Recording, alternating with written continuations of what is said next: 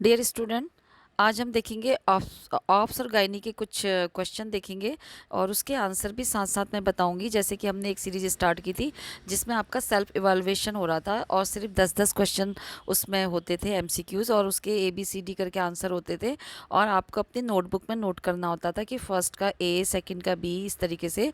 और लास्ट में मैं 10 स्लाइड के बाद आपको सारे आंसर बताती थी जिससे कि आपका इवैल्यूएशन होता था। लेकिन मुझे उसका फीडबैक आप लोगों का सही नहीं मिल पाया और आपका रिस्पांस भी सही नहीं हो पा रहा है, तो मुझे लगता है शायद आपका टाइम वेस्ट हो रहा है सेल्फ इवॉल्वेशन में, तो इसलिए मैंने अभी इसके साथ ही साथ आंसर भी आपको बता रही हूँ। ठीक है, तो चलिए स्टार्ट करते हैं। देखिए, after menopause increase facial hair growth change in the voice occur due to, यानी कि मीनोपॉज के बाद जो है अगर फेस में हेयर्स आ रहे हैं, हेयर ग्रोथ हो जाती है और जो वॉइस होती है, आवाज़ भी चेंज हो जाती है, बढ़ जा इस ये सब क्यों होता है, क्यों बढ़ते हैं हेयर्स और वॉइस क्यों चेंज होती है। तो वो देखिए क्या क्या होता है। FHS है ये, सॉरी P नहीं है, FHS का लेवल कम हो जाता है, या LH का जो लेवल होता है बढ़ जाता है, या फिर जो एंड्रोजन का लेवल होता है वो बढ़ जाता है, या फिर जो एंड्रोजन का लेवल होता है वो कम होता है। तो आंसर आप देख ही पा रहे हैं कि C आंसर है इसका। ठीक है, देन 32 क्वेश्चन। ये सीरियल नंबर इसलिए आपको दिख रहे होंगे क्योंकि हमने पहले ऐसे करके देती थी ना मैं। ये देखिए, पहले ये होते थे, मैं आंसर नहीं बताती थी, लास्ट में आपको इस तरीके से मैं आंसर बताती थी। ये देखिए, है ना, तब आप उसका इवॉल्वेशन अपना सेल्फ करते थे कि आपने सही आंसर चूज़ किया कि नहीं और आपको 10 में से कितने मार्क्स मिले। लेकिन अभी ऐसा कुछ नहीं है, साथ साथ ही हम पढ़ते जाएंगे।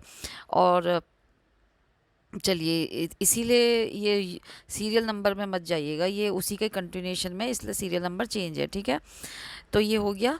इन अ फीमेल जो चेंजेज होते हैं अगर आफ्टर मीनोपॉजल इंक्लूड, तो मीनोपॉज के बाद जो वुमन में चेंजेज होते हैं उनमें क्या क्या होता है। यूट्रस क्या होता है उसका, छोटा होता चला जाता है, या वजाइना उसकी नैरो हो जाती है, या फिर उसकी जो ये जो ओवरीज होती है वो श्रिंक हो जाती है, साइज में अपनी छोटी हो जाती हैं, या फिर इनमें सभी होते हैं। तो आंसर है सभी। ठीक है, और ये सभी देखना इसलिए भी ज़रूरी है, क्या पता कौन सा वहाँ पे दे दें, तो आपको पता होना चाहिए ना। ऑल में तो आपको सारे ही पढ़ने चाहिए टोटल।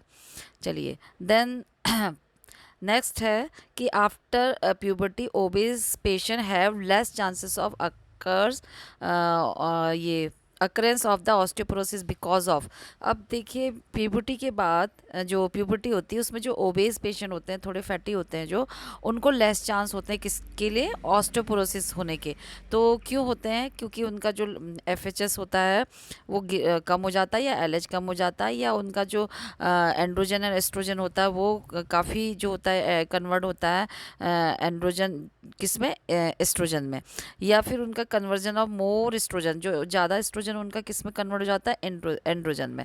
तो इसका आंसर C है कि उनका जो है अधिक जो एंड्रोजन होता है वो एस्ट्रोजन में कन्वर्ट हो जाता है। ठीक है, फिर है in following which statement is false, इनमें से कौन सा स्टेटमेंट गलत है। तो ये आपको सारे पढ़ने के बाद समझ में आता है ना, कि या तो बच्चे का जब बर्थ होता है फीमेल चाइल्ड, तो उसका जो सर्विक्स और यूट्रस का जो ये होता है रेशियो, वो होता है 1:2, या फिर उसका जो मिनारकी में रेशियो होता है 1, दोनों का बॉडी, यूट्राइन बॉडी का और सर्विक्स का, वो रेशियो होता है 1:1, या फिर उसका जो मिनारकी में जो रेशियो होता है 2:1 होता है यूट्राइन बॉडी और सर्विक्स का, या फिर उसका मिनोपॉज के बाद 3:1 हो जाता है इन्हीं का।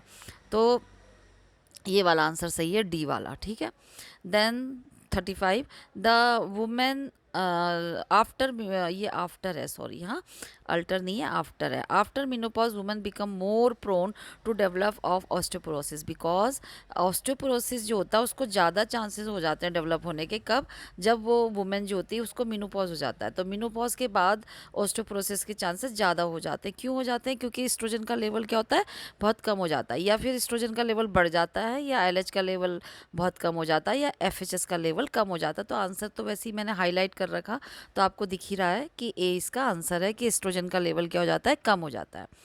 फिर उसके बाद है कि इन अ पोस्ट मैंने जो पोस्ट मेनोपॉजल जो वुमेन होती हैं, which is principal hormone use in hormonal replacement therapy.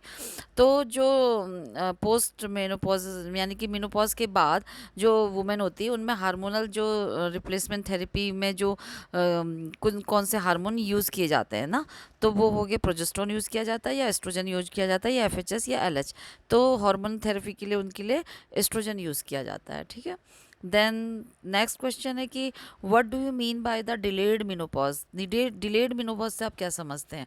यानी कि जो मिनोपॉज है वो अपने एज में ना होके कौन सी एज के बाद होता है, तो उसको बोलेंगे डिलेड मिनोपॉज, ठीक है।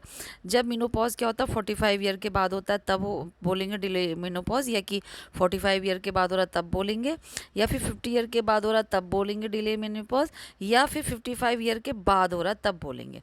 तो ये डी वाला सही है कि when menopause fail to occur beyond 55 year of age, यानी कि जब जो मिनोपॉज होता है 55 जो एज होती है उसके बाद भी नहीं हो रहा होता है तब होता है, ठीक है। तब बोलते हैं उसको। उसके बाद है नेक्स्ट क्वेश्चन है कि causative organism of syphilis. Syphilis का जो कॉजेटिव ऑर्गेनिज्म है वो क्या है, किसके वजह से सिफिलिस होती है? वो होती है कैलेमाइडिया ट्रेकोमेटिस, या फिर ट्रिपोनेमा पैलिडियम, या फिर पॉक्स वायरसेस, या हीमोफिलस डिक्री। तो इसका आंसर है बी वाला कि ट्रिपोनेमा पैलिडियम, ठीक है। देन है next question causative organism of chancroid. तो कैनक्रॉइड का कॉजेटिव ऑर्गेनिज्म क्या है? तो वो है क्लेमाइडिया ट्रिकोमेटिस, या फिर ट्रिपोनेमा पैलिडियम, या फिर पॉक्स वायरस, या फिर हीमोफिलस डिक्री। तो आंसर है Haemophilus ducreyi, okay. Then next question है कि infection of the fallopian tube is. अब जो फिलोपाइन ट्यूब में इन्फेक्शन हो जाता है उसको क्या बोलते हैं? अपेंडिसाइटिस बोलते हैं, या फिर बार्थोलिनाइटिस बोलते हैं, या एंडोमेट्राइटिस बोलते हैं, या फिर सल्फंजाइटिस बोलते हैं।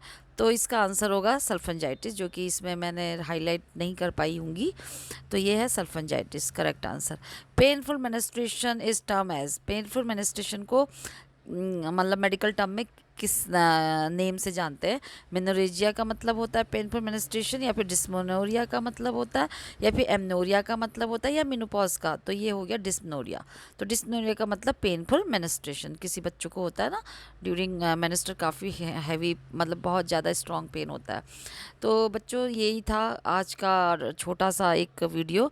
तो आप जाते जाते लाइक करिए, और देखिए वाई स्टूडियो में ना जो एक हमारा जो भी यूट्यूब में काम करते हैं उनका एक स्टूडियो होता है जिसमें पता चल जाता है कि कितने सब्सक्राइब करते हैं। तो मैंने देखा कि 96 बच्चे जो होते हैं, 96% ऑफ स्टूडेंट्स जो होते हैं या व्यूअर्स जो होते हैं वो सब्सक्राइब नहीं करते, देखते हैं और चले जाते हैं। और तो इसलिए आपसे रिक्वेस्ट है कि आप सब्सक्राइब भी करिए जो नए व्यूअर्स हैं, जिससे कि आपको इसी तरीके की जो भी वीडियो इसमें अपलोड होती है उसका नोटिफिकेशन आपको मिल पाए और वो आपके लिए फ्रूटफुल रहेगा। और लाइक तो आप मोटिवेशन के लिए करते ही हैं, जो कि मतलब करते नहीं हैं, भूल जाते हैं, कुछ ही बच्चे कर पाते हैं, और नहीं तो ना के बराबर ही होता है। तो एक लाइक में कोई भी आपका नेट यूज़ नहीं होता है, वेस्ट नहीं होता है। तो लाइक तो करिए, जैसे कि इंटरटेनमेंट वाले वीडियोज़ में करते हैं ना, वैसे ही इसमें भी किया करिए, तो थोड़ा सा मोटिवेशन मिलता है। Okay, goodbye, take care.